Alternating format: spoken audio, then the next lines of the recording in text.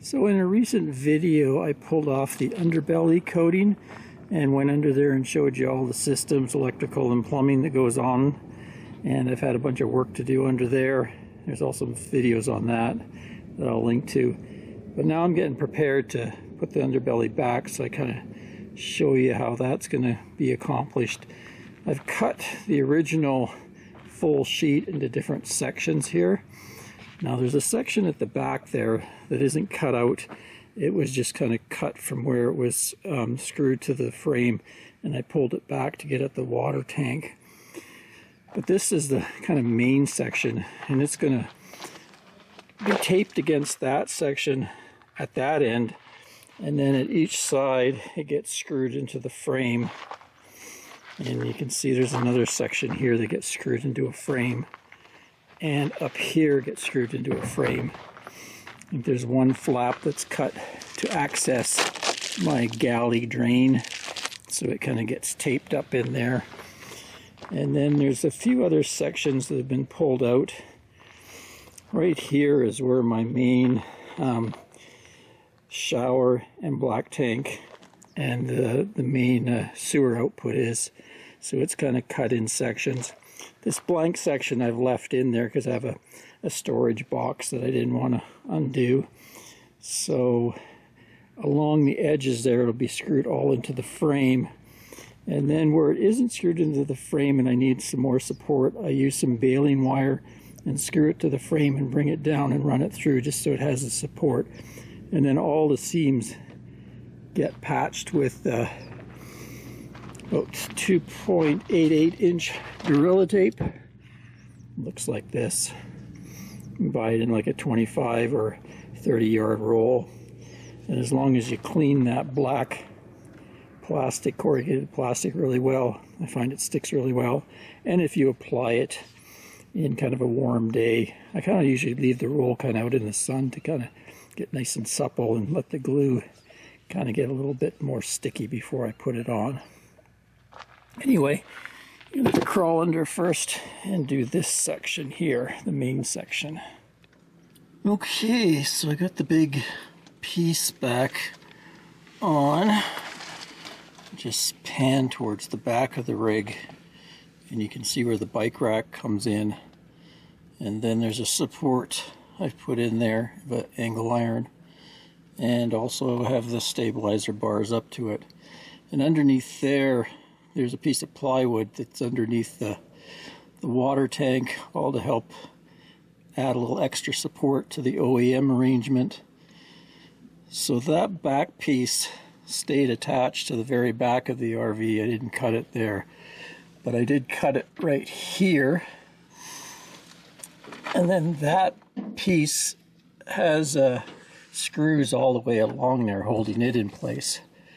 This piece doesn't, so I've used 3 strips of that wide Gorilla Tape, plus I put tape acrossways as well.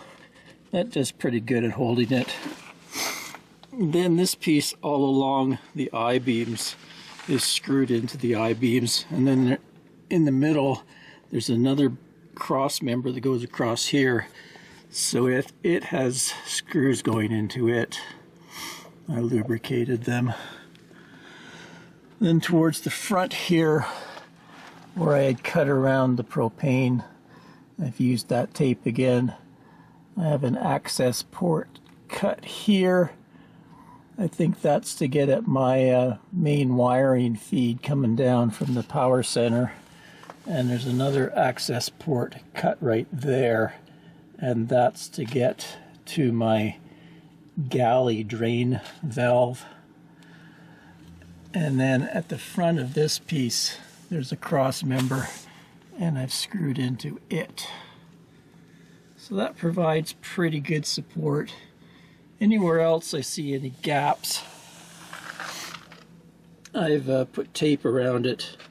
And then when I pull the wheels off, I'm going to get some spray foam and spray a little bit of spray foam into any gaps along the edge, just to stop water from getting in when the tires are spinning or mice getting in.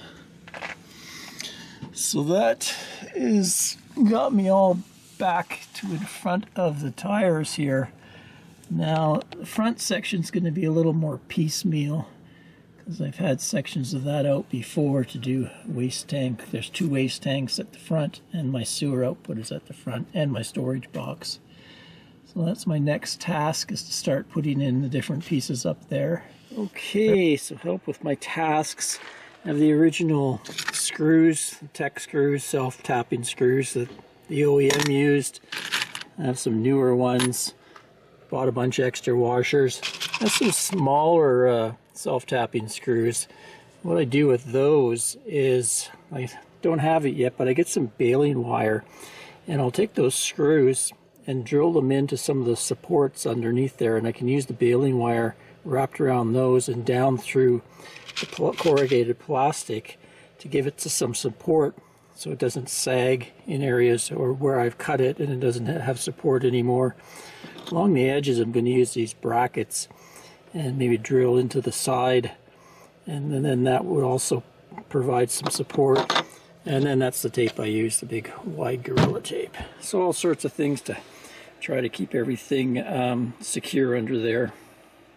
Here's an example of what I mean by screwing into some of the cross members and then wrapping the wire around and then down and through the material.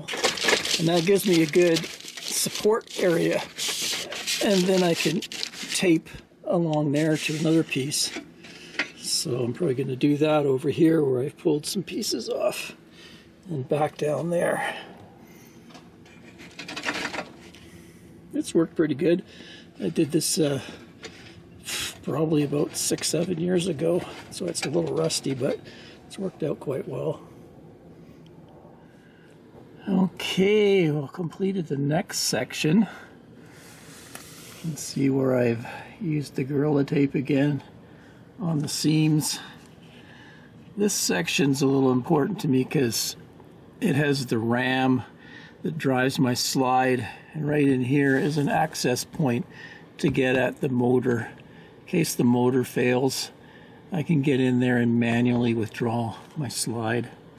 Done that before when the motor failed. Actually, it's usually a little gear in there that fails. Anyway, continue on. 3 more pieces to go. Another trick I have is to use the zip ties. Got some really long ones that I can put up and hang down and hold the underbelly in place, give it some support vertically, and then some smaller ones I can kind of use, like kind of sew them together with that so the seam can stay together. Here's an example of what I mean. Another one here. Just gives it some support so it isn't falling down. Keeps it snugged up. And so here's a look at what I mean by kind of stitching things together with the zip ties first before I apply the Gorilla tape, especially these sections that are kind of really cut up. This helps everything stay together. Okay, almost done. This piece pretty well put in. Gorilla taped up. So I'm just down to 2 pieces over here. And this is kind of a critical area that I take off quite often because that's where there's 2 valves there. I pulled them out and cleaned them the other day and re-lubricated them and put them back. Filled my gray water right to 100% just to make sure nothing was leaking on that collar that I have over there.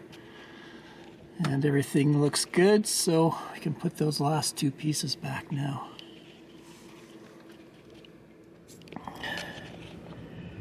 Well, there we go. Pretty well got her all done. Maybe a few places here and there to touch up. But all the pieces are back. Pretty firmly attached. Went through almost 2 rolls of Gorilla tape. Got a little bit left over, but after I touch things up, that'll probably be the end of the 2 rolls. But it was good to get the whole underbelly off and inspect everything. I've been meaning to do that for a long time. And now I have that video where I took it all off and videoed all under there for future reference for myself. I have my access points that I know about. Pretty easy to pull off a section and do some work. That's really all I care about. So stay tuned. Next job is to pull the wheels off and check the brakes and maybe repack the bearings, re-grease the bearings. Till next time, Ray from Love Your RV and Boat. Cheers, guys.